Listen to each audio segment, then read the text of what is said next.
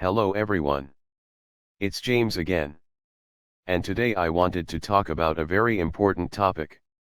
And the reason for this topic is there are a great many people in this world going through very difficult life situations. And it seems. Then another problem comes up and another problem comes up. And as some of the subscribers on this channel and on other channels have mentioned before, they just feel tired.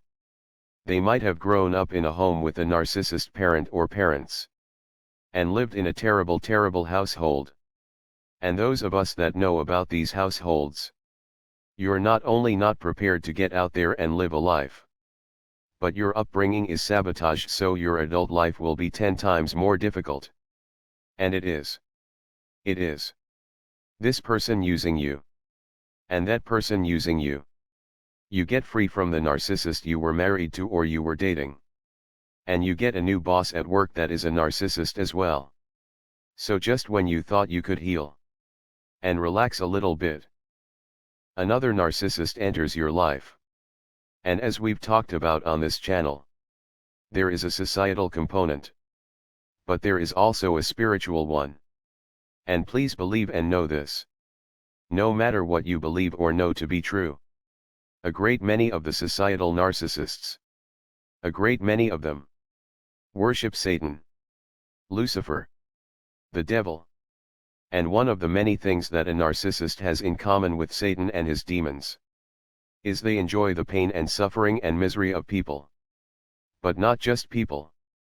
People with high empathy and lots of love. You see, in the Bible, Jesus talks about how you should come to him for rest. He says, "Come to me, all you who are weary and burdened, and I will give you rest." Now is it just rest from a hard day's work? Or rest from a hard life? And why is it a hard life? I mean, if you had loving parents, no matter if they were poor or rich, your childhood would have been full of joy and love. If the person you dated or married was the real deal and loving and kind, your home life would have been full of peace and happiness. And if your time at work was spent with co-workers and bosses that were understanding and fair, you would feel energized to go back to work the next day to do another good day's work. But Jesus knows life isn't like that. Around every corner there's a human viper, looking to feed on the emotions and suffering of someone. Someone with love in their heart. Especially if that love in your heart is for Jesus. Because you see, if you don't believe, and you are just living your life, and don't really care about things either way, and maybe you might not be the most kindest of a person, Satan knows he has you. There is no work to be done. But if you love Jesus, and please know all of us are sinners, all of us, Satan will try to make you feel bad for your past sins. He will make you feel like you aren't forgiven. He will implant doubt in your mind about your talents and abilities. And he will send one narcissist after another to enter your life. And all of this can keep a person stuck. But this goes back to what Jesus said. "Come to me, all you who are weary and burdened, and I will give you rest." You see, I'm watching a podcast talking about these supernatural events. I'm not done yet watching it. And I always watch and listen to these things with my discernment high. And I'm not done yet watching it. So I don't feel comfortable sharing it yet. But one thing that was said so far that makes sense to me is to pray, and pray a lot. I mean really praying. And not only pray but believe it without doubt. Because in this video they were talking about all of the negative things that opens doors to these demons. Such as past family dabbling in the occult. Even if it wasn't you. Could be a mother or father or aunt or uncle. Or grandmother or grandfather. They talked about why one shouldn't use drugs. Because it can open up doors where you have no authority and these things can do what they want. And then you look at the world, with lots of individuals trying to push this poison on people. And now there appears to be a real effort to stop it. And there are tons of other reasons and ways these demons can get a foothold into your life. But one thing they said in this podcast is you have to truly understand the power of not only praying, but praying a lot. Because here's the thing. Just like the narcissist you were dating or married to, there might have been times when you felt like you were getting enough leverage to get away from them. But it was 2 steps forward then 10 steps back. Then one day, some big event happens, it seems, where everything lines up, and you have all the leverage in the world for you to not only escape, but for them to be completely out of your life, and without you going through much pain during the process because their power was stripped. And I know this might not be everyone. I'm just giving an example here. Well, I think dealing with demons is similar. Not the same, but similar. You might have gained a little bit of ground, but not enough for them to not stop messing with you. The goal is to make a big leap up and away from these things, so you can have the life that you would like to have, where Jesus is giving you rest. Rest from what?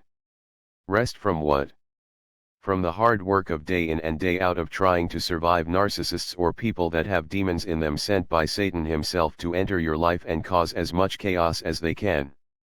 You're tired because these narcissists and demons have put you through the ringer, and they continue to do so simply because that's how they thrive. And it seems like the more you are drained, the more energy they have. And then we look at the world. People pushing other people in front of subway trains. People deleting complete strangers for the few dollars they have in their pocket, only to get caught an hour later and to go to prison for the rest of their lives. And whatever torment that person goes through while in jail, Satan and his demons will feed off of that pain. But what must we do? We must do our best in life. But we must pray. And pray specifically to God about what is happening in your life and how you need rest. Because though we've had these bad things happen to us, it seems like we get rescued at the last moment, doesn't it? Well, that's God. That is Jesus the Christ showing us He is with us, and that we are favored by Him. Again, Satan doesn't need to test those he already has. But then there are those with love in their heart and a pep in their step and a strong belief in Jesus Christ. And Satan basically says, I will show you God. I'm going to do all kinds of horrible things to this person, just so I can watch them curse at you, God, and for them to walk away from you. But here you are. Tired, but still with Jesus Christ. The sad truth is narcissists will keep doing what they do just like Satan and his demons will. But knowledge is increasing, and people are starting to figure things out. I remember talking about the demonic element regarding narcissism many years ago. And there were only a few of us that dare to mention this fact. And I remember once every now and again, someone would say, why do you talk about demons and stuff? Like as if to say, they enjoyed learning about narcissism, but they didn't like learning about its demonic roots and relationship it has to demons and Satan. And now most, not all, but most that speak about narcissism and narcissistic abuse, tend to in some way or another acknowledge there appears to be an evil or demonic source to this problem. And the reason I believe that is, all you have to do is read parts of the Bible where demons are talked about, and it sounds like a description for the narcissists we have dealt with.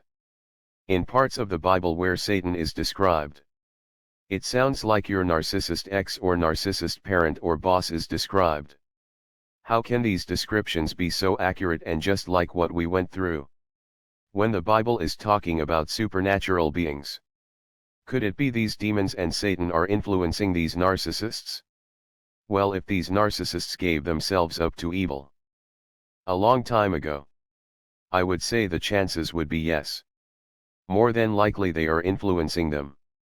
We must pray. Pray for a breakthrough. Pray for rest. Pray for protection.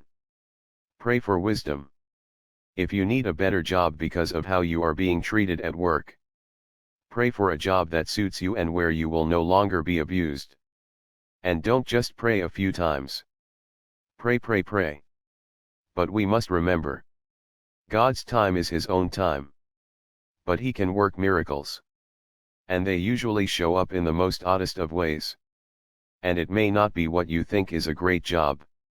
But you might be appreciated and you can rest from the demons at your current workplace. This is why I believe that God gives some of us solitude for a season. And we may want a spouse or a friend really, really badly. But God knows you and He knows those people near you. And this might be God saying, there is no one around He wants to be a part of your life just yet. Simply because He might be done seeing you get hurt. And this time of solitude is for you. To indeed rest. Where some don't see that and get upset because they don't have a spouse or a friend.